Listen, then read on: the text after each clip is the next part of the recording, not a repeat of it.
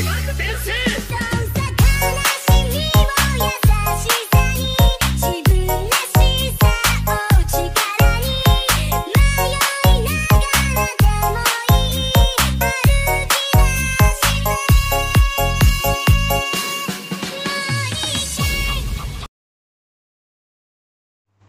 semua, balik lagi dengan gua Alif Nurrahman di channel Anime Developer. Kali ini kita akan mencoba mengelola dan membuat database SQL Server. Jadi, langkah pertama yaitu kalian buka saja terlebih dahulu SQL Servernya. Nah, ini ya, SSMS. Kalian ketik aja di kolom pencarian. Kita buka.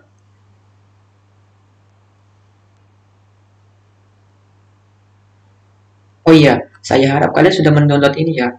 Download ini lumayan susah kalau menurutku ya. Download SQL Server Management Studio sama SQL Servernya.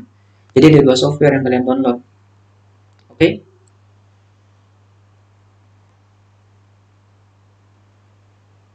Nah, setelah kalian membuka SQL Server, dapat dilihat pertama kali yaitu muncul Connect to Server. Nah, ini adalah nama komputer lokal kita. Gimana sih cara kita ngetahuin nama komputer lokal kita? Nah, kalian buka terlebih dahulu command prompt dari sini. Kalian tulis saja command prompt. Nah, ini command prompt. Nah, setelah terbuka, maka kan akan ada hasil command prompt seperti ini. Kalian ketikkan saja di sini hostname. Nah, setelah itu di bawahnya akan muncul nama komputer lokal kalian. Kalian copy saja komputer lokal ini. Kita copy. Lalu kalian pastekan saja di sini ya. Nah, ini adalah nama komputer lokal saya. Setelah itu kalian konekkan saja. Nah, kali ini kita akan mencoba membuat database SQL Server dengan dua cara. Yang pertama, kita akan menggunakan query atau syntax SQL, dan yang kedua, kita akan mencoba menggunakan GUI atau user interface. Nah, ini yang disebut user interface ya. Oke. Yang pertama, lalu kalian tahu nggak sih apa bedanya kedua cara tersebut? Nah, biar kalian gak bingung, mending kita langsung praktek aja ya. Intinya, menggunakan syntax query itu lebih susah daripada menggunakan GUI. Oke?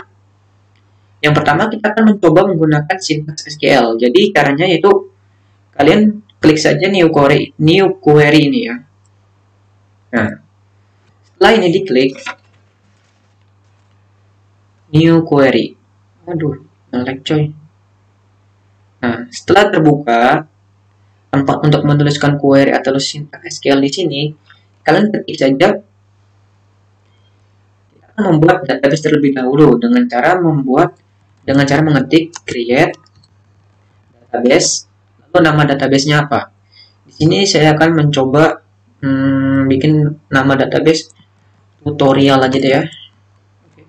db_tutorial aja, db_tutorial. Nah, setelah itu dan execute aja nih, execute. Nah, ini berarti sudah berhasil ya. Command successfully, oke. Setelah itu kalian lihat saja di database ini. Lalu kita akan melihat database yang sudah kita buat ini. Oke. Dapat dilihat di paling bawah ini ada tulisan dengan nama db_tutorial, oke.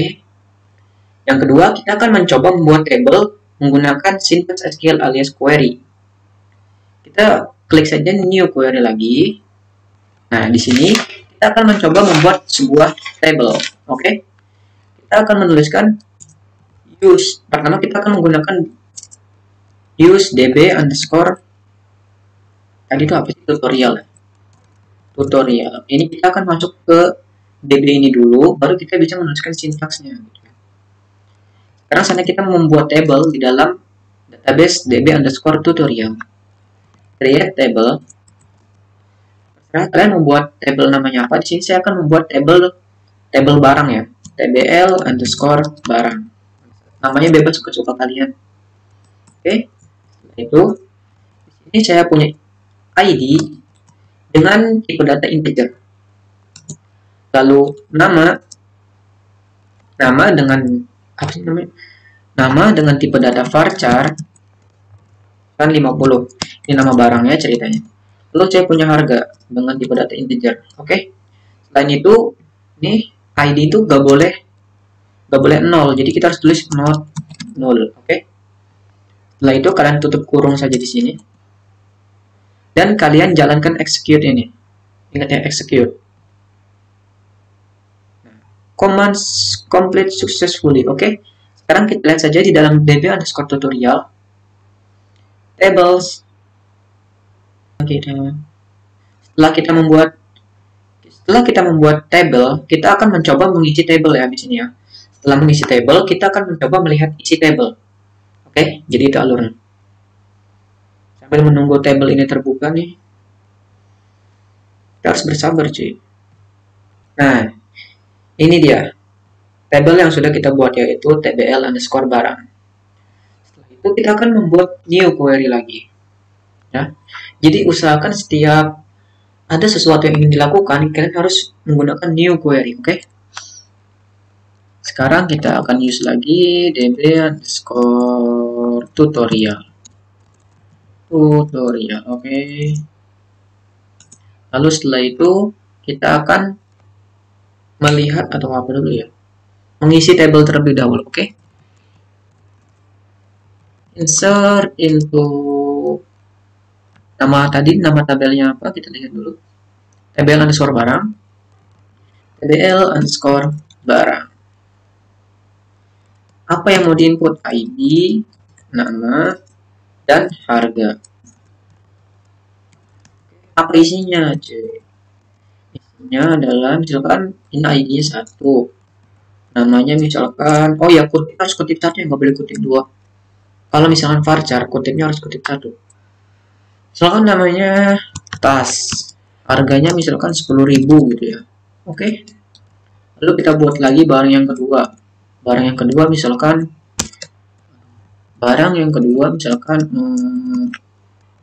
sepatu misalkan. Harganya 20.000. Barang yang ketiga yaitu misalkan apa ya, sendal. Harganya 15.000. Setelah itu kalian execute saja seperti biasa. Nah, usahakan ada tulisan 3 rows affected, artinya ini sudah berhasil ya. Lalu cara melihatnya bagaimana?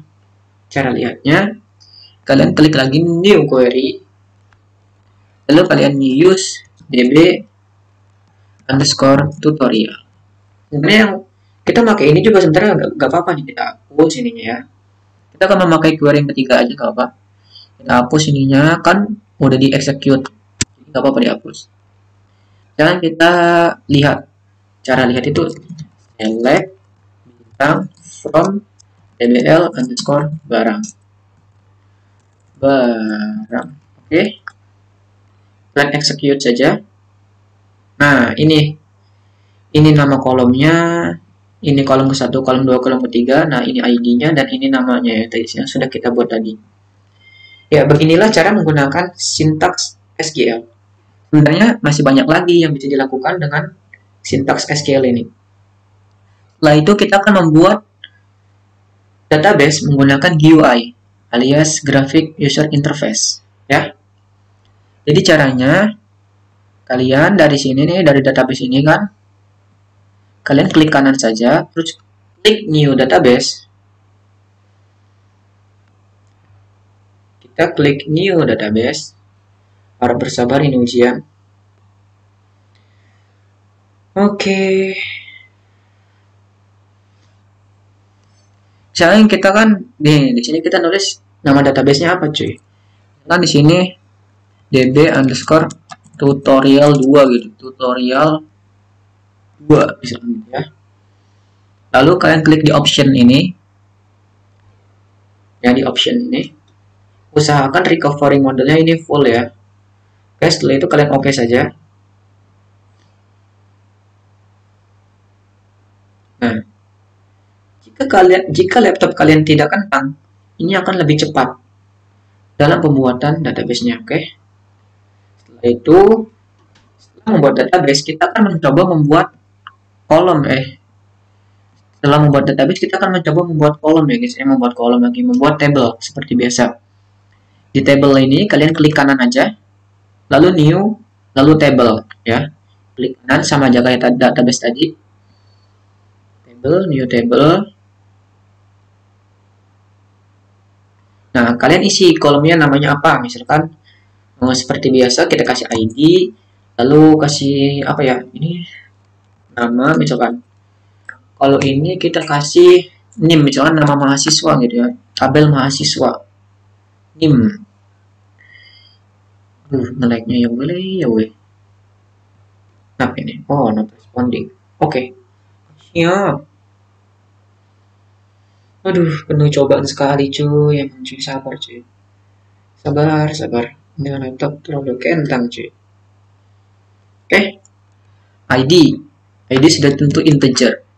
Lalu nama sudah tentu varchar aja, varchar 50. NIM itu biasanya terdiri dari 6 karakter, sehingga kita akan menggunakan char 6. Oke. Artinya di sini tuh char 6 tuh maksudnya yang diisikan itu harus 6 cuy. Nggak boleh kurang, nggak boleh lebih. Itu intinya. Lalu allow nulls nggak boleh, oke? Kita not null semua. Lalu seperti biasa ID itu adalah primary key, cuy. Set primary key. Lalu agar auto increment, jadi ID ini gak usah diisi lagi sama kita. Dengan cara di bagian bawah ini, di bagian kolom properties, kalian klik dulu ya ininya. Lalu di bagian kolom properties ada tulisan identity specification. Kalian klik 2 kali. Lalu kalian is identity, kalian klik 2 kali di bagian sini. Nah, auto berubah jadi yes. Nah, ini adalah identity increment. Jadi awalnya itu 1. Jadi increment awalnya identity enggak tahu ini pokoknya. Jadi awalnya 1 dan pertambahannya adalah 1 ya. Pertambahan itunya auto incrementnya 1. Oke. Setelah itu kalian Ctrl S, kasih nama aja misalkan dbl underscore mahasiswa. Oke. Kita tunggu.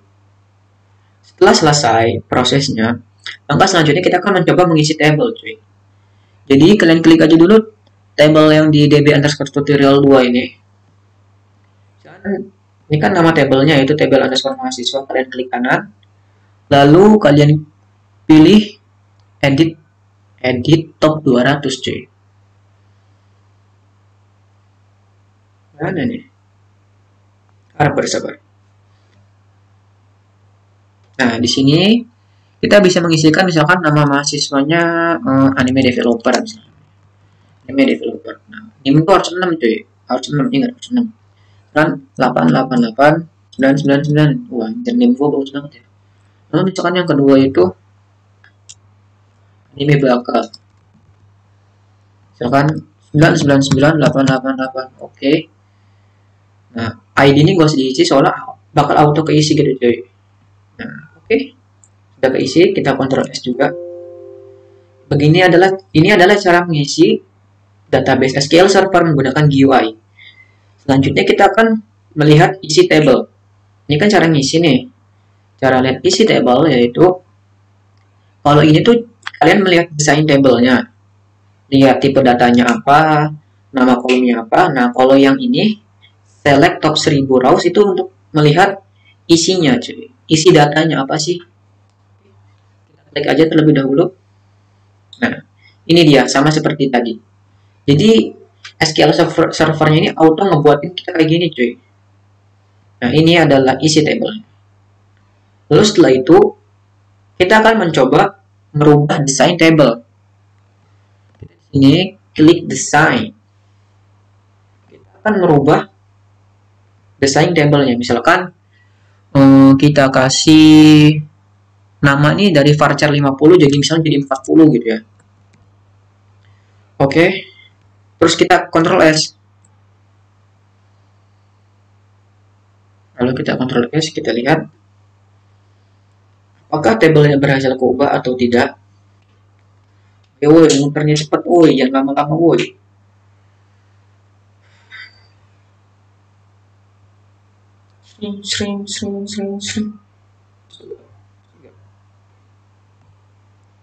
Oke. Nah, sudah jelas saving change is not permitted. Nah, ini adalah bawaan dari SQL Server, cuy. Jadi, kalau misalnya kalian mau mengubah desain table kayak gini, itu nggak bisa sembarangan, cuy.